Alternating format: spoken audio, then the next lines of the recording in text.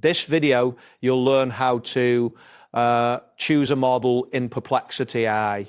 By the end, you will be able to select the appropriate model for your queries effectively. Begin by opening Perplexity AI in your preferred web browser or mobile application.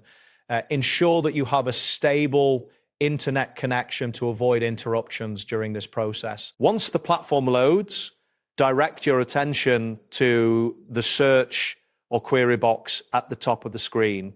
This is where you will enter your questions or prompts for the AI. Next, locate the model selector positioned near the search bar.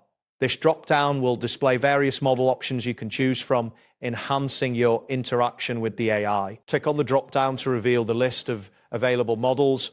You may see options such as default, auto, advanced reasoning, sonar, and possibly others depending on the current offerings. After reviewing the models, select the one that best fits your needs.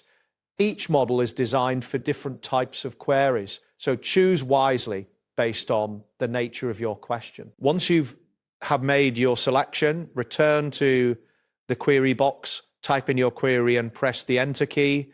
The selected model will then generate an answer based on the input provided. It's important to note that the effectiveness of your query may vary depending on the model chosen.